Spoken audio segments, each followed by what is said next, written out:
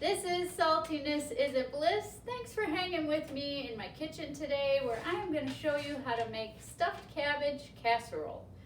So there's a lot of love and a lot of ingredients that go into this recipe. First and foremost, preheat your oven to 375. We want to cook 2 strips of bacon. You can prep your bacon any way you like, so if you're not going to cook it in the oven, you can wait on the preheat, but the 375 we will need later on when our casserole is prepared.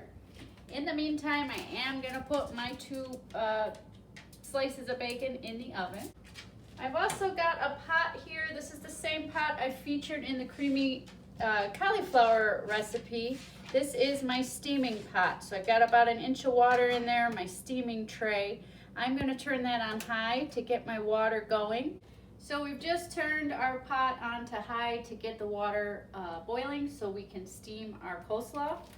You can use a head of cabbage if you prefer. I take a shortcut and I buy the coleslaw mix. So this is 14 ounces. It does have some carrots in there. It's cabbage and carrots. That's okay. That'll just add another flavor to our dish. So I'm going to put that entire bag in here and put the lid on so then I can steam that. Now you can skip this step. However, you may end up with some crunchy cabbage in your casserole when it's all done.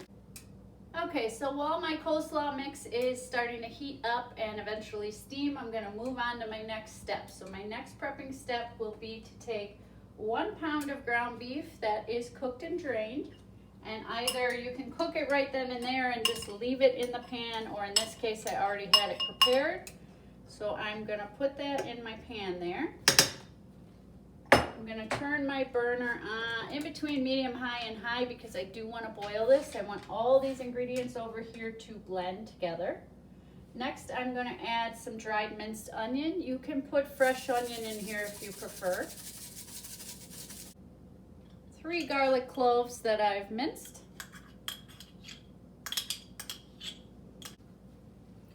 1 8-ounce can of tomato sauce. And now we're going to add in our spices over here. So we've got some dried thyme leaves. We want 1 teaspoon.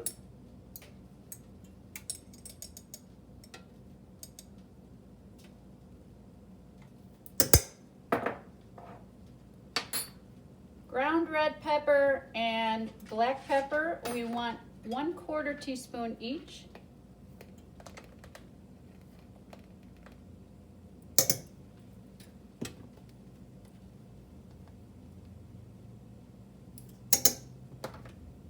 And last, we've got some dried dill weed. We want 1/2 teaspoon.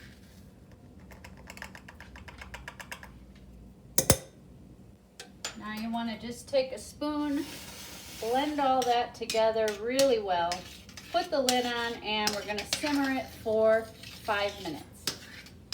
And I will see you then. All right, guys, so our prepping steps are coming along nicely here. Got our meat mixture pretty well simmered and blended. I'm just going to give that a stir. And I've got the burner down to low. I'm just going to kind of let that sit and continue to simmer for right now. My coleslaw mix is continuing to steam.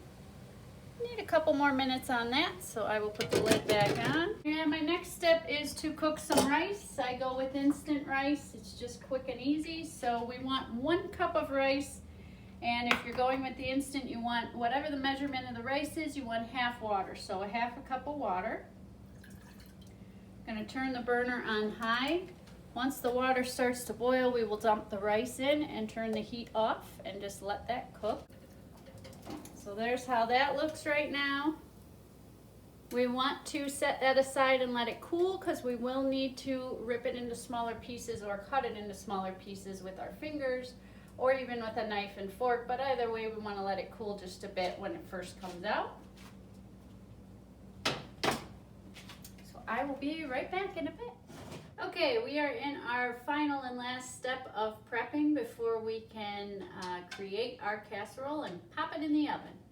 So we still have our meat mixture here all blended together. I'm now going to turn the burner off. That has simmered for plenty of time. So again, anywhere between 5 and 10 minutes on the simmer. I've got my coleslaw mix here. That is all steamed up. In total, it's steamed for about 10 minutes. And I've got my cup of rice here all cooked through. So now I want to add my rice to my meat mixture. And last, I want to add in my 2 strips of bacon that are cooked and ripped into small pieces or cut into small pieces. And now we're just going to blend this together well.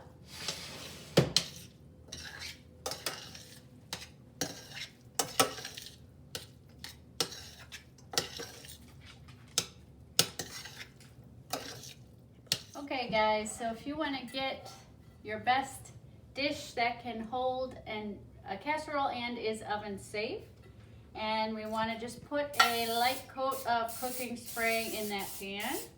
Okay, really truly final last step to getting our casserole created and ready to go in the oven. So we are going to we're going to do a layer of our coleslaw mix or cabbage, and then a layer of our meat mixture. And we're just going to continue that until we run out of both. So I like to just use some tongs, grab a handful, and just kind of spread it as I go. The layer can be as thick or thin as you prefer. There's no real method here. It's just using up all of our tasty ingredients. All right, on to our meat mixture.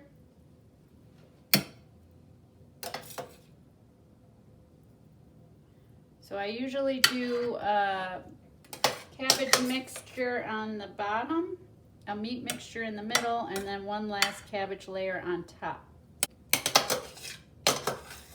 Okay, so all our hard work has paid off here. Here is our prepared casserole. So we want to pop that into a preheated 375-degree oven for anywhere between a half hour and 45 minutes. We are going to cover it lightly with foil. And then we stay tuned because we've got one last tasty step at the very end. So I will see you then. All right, so our casserole has had a while to cook in the oven covered. Now we want to uncover it and sprinkle the top with any cheese you love. So I'm going to go with a shredded mozzarella. So this will be to taste, so you can decide how thin or thick you want your layer and how many different cheeses you want to put on top. All right guys, so the cheese is all spread on top, so now we're gonna put it in the oven for however long that cheese takes to melt. Okay guys, our stuffed cabbage casserole is good to go and ready to eat. Doesn't always look too pretty on the plate, but I can assure you that it tastes good. So I'm just going to add another layer on top of what I had on there. Let's take a look at that. And now I am off to have a cozy dinner. Thanks so much for watching. I will see you next time.